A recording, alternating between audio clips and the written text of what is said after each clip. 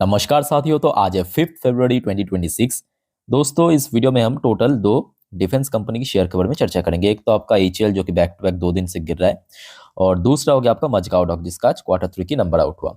चलिए सबसे पहले शुरुआत करते हैं एचएएल से। देखिए एचएएल की शेयर आज भी क्लोजिंग दिया लगभग 4,000 को कैसे भी करके डिफेंड करके 4,030 रुपए पे लगभग 4.44% गिरावट के साथ। बट शुरू जब हुआ था एकदम से गैप डाउन, और अगर आप देखेंगे ध्यान से आज जो इंट्राडे लो टच किया वो 4,000 के काफी नीचे 3,952 रुपए पे। अच्छा, तो सबसे पहले देखिए पिछले 2 दिनों पे शेयर लगभग 10-11% गिर चुका है। अच्छा, लास्ट डे क्यों गिरा था आपको याद होगा, जिनको पता नहीं है एकदम शॉर्ट में जान लीजिए। जो भारत की 6th जनरेशन फाइटर एयरजेट की प्रोग्राम एमका फाइटर जेट, तो सडनली खबर आया था इसके लिए जो मतलब जितने भी कंपनी को इनवाइट किया गया था, जिसमें मोस्टली कंपनी को हटा दिया गया है। सिर्फ टाटा एडवांस, एलएनटी, भारत फॉर्ज, इन तीनों कंपनी को शॉर्टलिस्टेड किया था।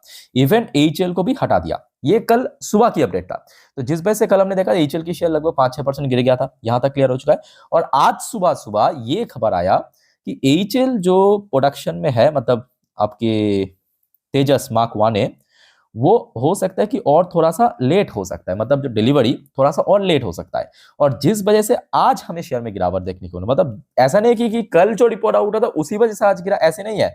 जो कल रिपोर्ट आउट हुआ था इसको एम का प्रोग्राम से हटा दिया गया है सुबह सुबह, तो जिस वजह से कल शेयर में करेक्शन में देखने को मिल गया था। आज जो करेक्शन हुआ वो ये वजह से कि सुबह सुबह खबर आया था ये जो तेजस मार्क 1A इसको डिलीवरी करना है हमारे एयरफोर्स को, उसको और थोड़ा लेट हो सकता है। उसके बाद क्या हुआ, क्यों शेयर में सडनली रिकवर हुआ, ध्यान से देखना। शेयर यहाँ पे लगभग 9:30-35 से लेके लगभग वही 10:50 तक नीचे ही था, 4,000 के नीचे था। उसके बाद रिकवर किया। और क्यों रिकवर किया, क्योंकि सडनली कंपनी की मैनेजमेंट की तरफ से आके कहा कि ये जो खबर मिल रहा है, मतलब जो डिले हो सकता है, वो एक्चुअली ऐसा नहीं है। एचएल से 5 LCA mark 1 aircraft ready to delivery, तो जिस वजह से रिकवर हुआ। तो कंपनी की जो एमडी है उन्होंने सडनली आके कहा, मतलब मीडिया में, कि नहीं नहीं ऐसा नहीं है, हम लोग जल्दी 5 जो LCA मार्क 1 है उसको हम डिलीवर कर देंगे। उसके साथ साथ दोस्तों आज शाम की रिपोर्ट है, आप ध्यान से देखना। जो कल यहाँ पे खबर आया था ना कि एम का प्रोग्राम से एचएल को हटा दिया गया है, तो उसी के ऊपर देखिए आज शाम पे एक और रिपोर्ट पब्लिश हुआ है 5:21 पे कि एचएल सीएमडी से no official communication on existing M का प्रोजेक्ट। तो कल जो सुबह सुबह मार्केट में सर्कुलेट हो रहा था, तो उसी से रिलेटेड कुछ भी ऑफिशियल कम्युनिकेशन नहीं हुआ। मतलब कह सकते हो कि सरकार से या आर्मी से कोई भी ऑफिशियल के साथ यहाँ पे कोई भी बातचीत नहीं हुआ। मैं आपको एग्जैक्टली पढ़ के सुना देता हूँ, जस्ट अ मिनट। यहाँ पे कुछ एडवर्टाइजमेंट आया है, ठीक है।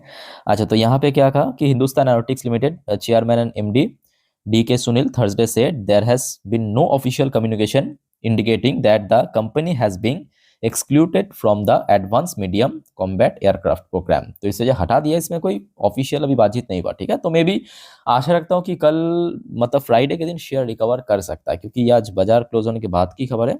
तो अगर ड्यूरिंग मार्केट में आ जाता तो I think share totally recover कर जाता।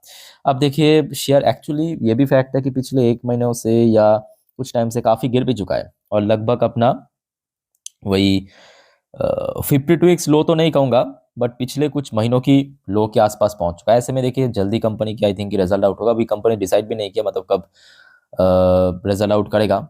मे बी 10-12 तारीख के आसपास आउट हो जाएगा, ठीक है। तो पहले मेरे हिसाब से Q3 की रिजल्ट को देखिए, उसके बाद डिसीजन लीजिए, मतलब इसमें क्या करना है आपको, क्या यहाँ से आपको बेच के निकलना है या रहना है, ठीक है। पहले मैं कहूँगा Q3 के रिजल्ट देखिए। और अगर हम टेक्निकल व्यू से बात करें तो एचएल के लिए सबसे क्रूशियल लेवल इमीडिएटली आज जहाँ पे क्लोजिंग दिया, मतलब 4,000 के ऊपर, 4,000 की सपोर्ट लेवल सबसे इंपॉर्टेंट है। इसके ऊपर अगर शेयर टिक गया तो आई थिंक शेयर आगे ऊपर बढ़ सकता है। ओके, सो लेट्स सी क्या होता है कल, इसको नजर रखना। जो अपडेट आया तो मैं आपको दे दिया, ठीक है।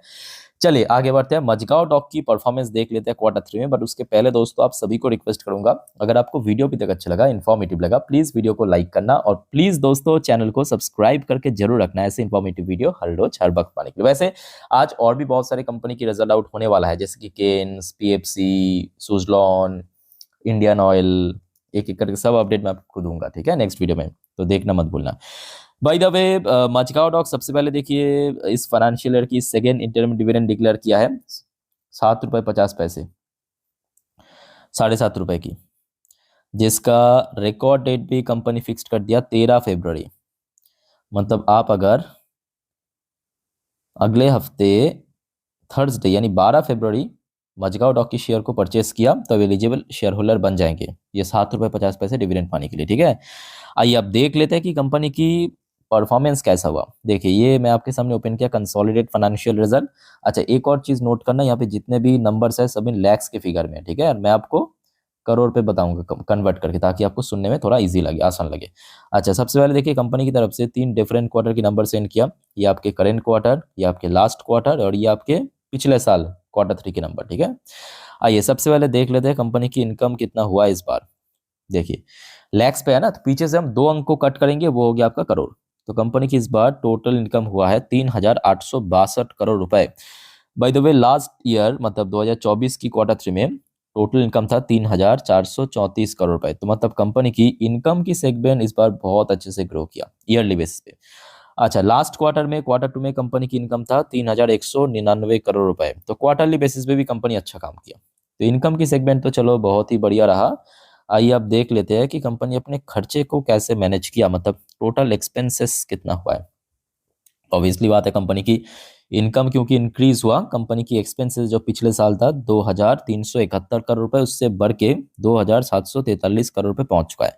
लास्ट क्वार्टर में था 2,265 करोड़। तो मतलब इनकम बढ़ने के साथ साथ जो कंपनी की एक्सपेंस है, खर्चा है, वो भी बहुत सेगमेंट पे बढ़ चुका है। बट हाँ उतना भी इंक्रीज नहीं हुआ बिकॉज कंपनी की जो प्रॉफिट बिफोर टैक्स मतलब टैक्स भरने के पहले अगर आप देखेंगे प्रॉफिट आया है, प्रॉफिट बिफोर टैक्स 1,119 करोड़, जो पिछले क्वार्टर में था 933 करोड़, पिछले साल था 1,062 करोड़। तो यहाँ पे तो कंपनी गेम घुमा दिया।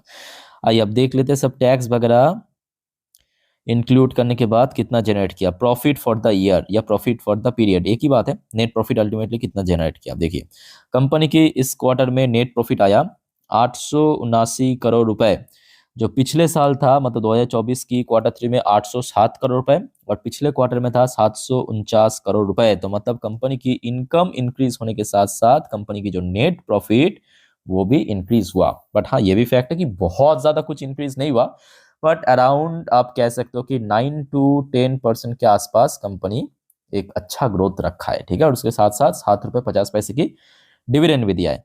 अच्छा क्योंकि कंपनी की परफॉर्मेंस अच्छा हुआ तो इसका जो अर्निंग पर शेयर है यानी ईपीएस वो भी इंक्रीज हो गया अराउंड वही 9-10% के आसपास ईयरली 21.81, पिछले साल था 20.01 और पिछले क्वार्टर में था 18.58। यानी ओवरऑल बात करें मैं कहूँगा मचगांव डॉक की इस बार परफॉर्मेंस अच्छा हुआ, क्योंकि लास्ट क्वार्टर अगर हम बात करें उतना भी नहीं, लास्ट क्वार्टर आई थिंक अच्छा था, उसके पहले मतलब जो Q1 एंड Q4 था वो अच्छा नहीं था। Q2 फिर भी सही था, Q2 अच्छा था। तो इस बार Q3 भी अच्छा रहा। अगर हम परसेंटेज वाइज बात करें तो वही जो आपको मैं कह रहा था नेट प्रॉफिट लगभग 9% के आसपास ग्रो किया है। बाकी 7 रुपये 50 पैसे की इंटरम डिविडेंड, बाकी ऑलमोस्ट सब कुछ डेटा ठीक ठाक ही है। ठीक है, सो दोस्तों कैसा लगा आपको मचगांव डॉक की रिजल्ट कमेंट करके बताइए। अब देखिए मचगांव डॉक के लिए जो इंपॉर्टेंट लेवल, क्योंकि मचगांव डॉक की शेयर भी रिसेंटली रिकवर करते करते 3,000 पे जरूर पहुंच गया था सितंबर अक्टूबर पे, बट उसके बाद जैसे ही बाजार में गिरावट हुआ मल्टीपल टाइम जनवरी के महीने पे 2,500 की रेंज पे रेजिस्टेंस फेस किया। तो इमीडिएटली मचगांव डॉक के लिए 2,500 या 2,500 की लेवल सबसे इंपॉर्टेंट है। इसको अगर सक्सेसफुली क्रॉस कर लिया तो मे बी 2,900 से लेके 3,000 की रेंज तक शेयर पहुंच सकता है। अब देखना होगा कि कल ब्रोकरेज फर्म की तरफ से कैसा रिस्पॉन्स मिलता है, कैसा रेटिंग टारगेट मिलता है, उसके ऊपर बहुत कुछ वेरी करेगा। और दोस्तों जो एचएल के ऊपर अपडेट आपको मैं दिया, केएमडी की तरफ से आके कहा गया ये जो एमका प्रोग्राम से निकाला गया है, ये रिपोर्ट सर्कुलेट हो रहा था कल से, तो उसको क्लैरिफाई करते हुए कहा कि अभी तक कोई ऑफिशियल रिपोर्ट नहीं आया, मतलब नहीं मिला कंपनी को, तो मे बी कल एचएल की शेयर भी रिकवर कर सकता है। ओके, तो और कोई आपका कंफ्यूजन डाउट्स है कमेंट करके बताइए। और नेक्स्ट वीडियो में दोस्तों और भी बहुत सारे कंपनी के रिजल्ट के बारे में हम चर्चा करेंगे, सो मिस मत करना। स्टे कनेक्टेड विद चैनल को सब्सक्राइब करके रखिए। टेक केयर, बाय बाय, जय हिंद।